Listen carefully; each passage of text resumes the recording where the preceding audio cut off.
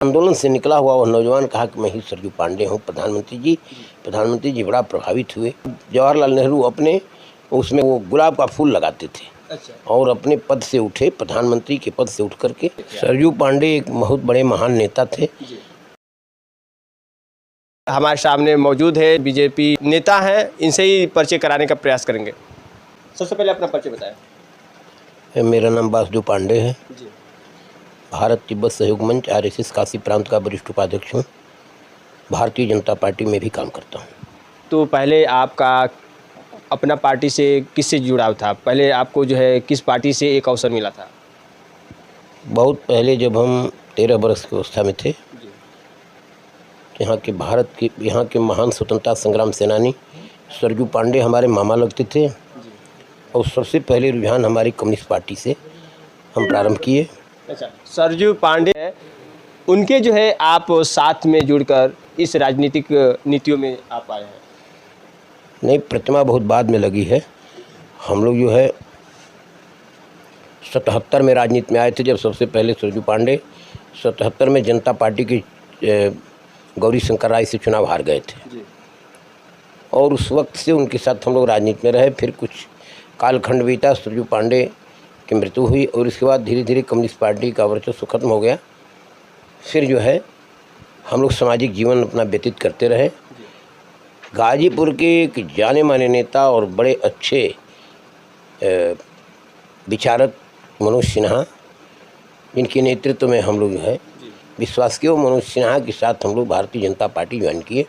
और भारतीय जनता पार्टी में हम जिला महामंत्री भारतीय किसान मोर्चा के भी रहे। 2 सत्र किसान मोर्चा के जिला महामंत्री रहे भारतीय जनता पार्टी किसान मोर्चा के।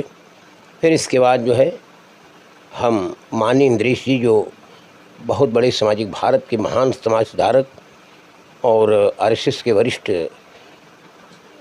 राष्ट्रीय कार्यकारिणी के सदस्य और आरएसएस के बड़े नेता हैं और बहुत से संगठन आरएसएस के चला रहे हैं वो। और इसके बाद जो है बहुत बड़ा संगठन बनाकर भारत में उन्होंने भारत तिब्बत सहयोग मंच का भी के भी मार्गदर्शक हैं। और भारत के खिलाफ अनाधुंध जो है अत्याचारी नीतियों के विरुद्ध आक्रामक रूप अपनाने के खिलाफ आंदोलन चलाना, हम इस वक्त उसी मंच के माध्यम सहयोग मंच के माध्यम से हम समाज की सेवा कर रहे हैं। यानी कि पहले आप बता रहे हैं कि सरयू पांडे के साथ 1977 की एक स्टोरी बता रहे हैं, जो उनके साथ आपका जो है इस राजनीतिक में आने का सफ़र शुरू था।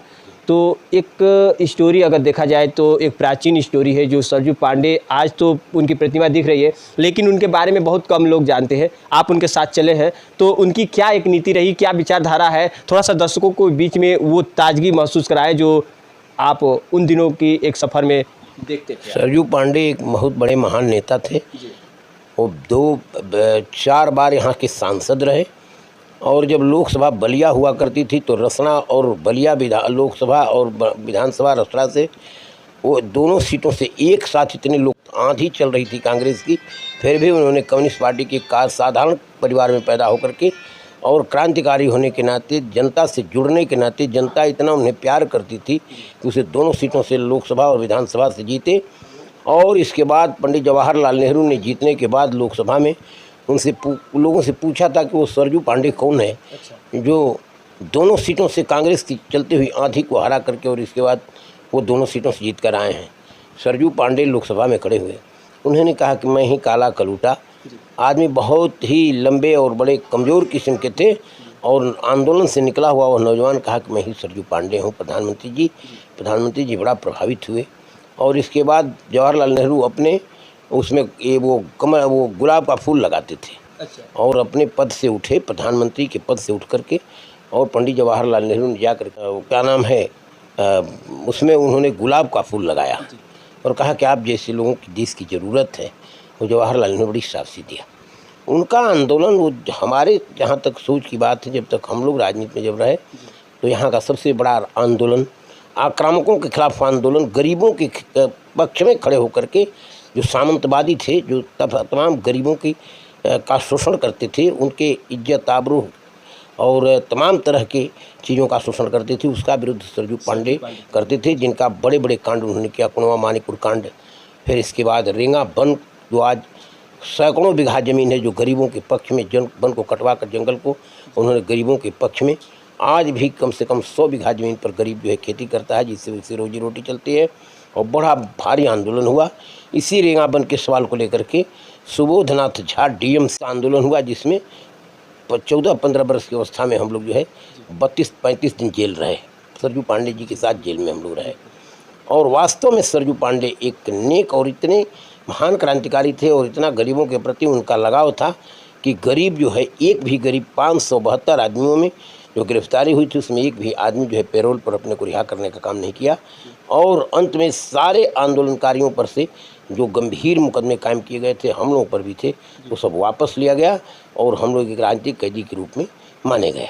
अच्छा, ये बताइए, आप लोग को याद होगा जब काशमाबाद में एक बड़ा आंदोलन जो बहुत तादाद में एक संख्या थी, उन्होंने थाने को फूंका था और अपने क्रांतिकारी साथियों से और अंग्रेज़ों की नींवें हिला दी थी। उस वक्त हम लोगों के साथ, वो बड़े पुराने नेता, हम लोग उनके अंतिम जीवन के साथी थे।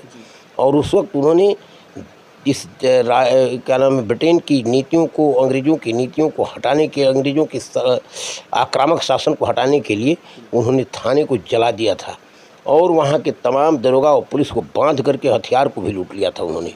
और अपने साथियों से भी कहा कि कमज़ोर दिल के अगर हो तो तुम यहाँ से निकल जाओ, क्योंकि जब पुलिस से हमारा भिड़ान होगा और उस वक्त दोनों तरफ जाओगे तो हम अपने लोगों को भी मार देंगे। तो सरजू पांडे उन महान स्वतंत्रता संग्राम सेनानियों में थे और बहुत ही दलित, शोषित, पीड़ित मजलूमों के लिए उन्होंने संघर्ष किया। और जिसको लेकर के अभी कुछ दिन पहले यहाँ पर एक गोलंबर कासमाबाद में बना है, उसमें लोगों का था कि सरजू पांडे किसी जाति धर्म संप्रदाय से जुड़े लोग नहीं हैं। इनकी प्रतिमा इसलिए लगनी चाहिए कि 20 वर्ष जो एमपी रहा हो, 6 वर्ष विधान परिषद सदस्य रहा हो, आज इसके मरने पर उसकी कार जो है बिकती है, उसके कार्यक्रम में, उसके त्रयोदश संस्कार में कार बिक गई, जो अपने परिवार के लिए कुछ नहीं किया। ऐसे आदमी की प्रतिमा अगर नहीं लगेगी कासमाबाद में तो फिर कहाँ लगाई जाएगी? और वो भी सारी जाति धर्म संप्रदाय के दीवारों को तोड़कर वहाँ प्रतिमा लगाई जानी चाहिए, इसकी मांग हम लोगों ने किया था। एसडीएम ने उसमें प्रशासन को, अन्य लोगों का भी भेजा, उसमें वो भी भेजा था। दूसरा काम, भारतीय जनता पार्टी की सरकार में मनोज सिन्हा एक विकास पुरुष के रूप में उभरे और मनोज सिन्हा को यहाँ की जनता ने पहचाना नहीं। उनकी प्रतिभा और उनके और चीज़ों को न पहचान कर यहाँ जातिवाद धर्म संप्रदाय के दीवारों में फंस करके और मनोज सिन्हा जैसे विकास पुरुष को हरा करके गाजीपुर के और बलिया के और होने वाले सांसद, मैं ये नहीं कह सकता कि उनके विकास का नहीं, लेकिन उनको इस विपक्ष में भी थे और उनके पास ऐसी कोई औकात नहीं है कि वो मनोज सिन्हा जैसा विकास करके और गाजीपुर और बलिया को विकास के रास्ते पर ला सकते हैं।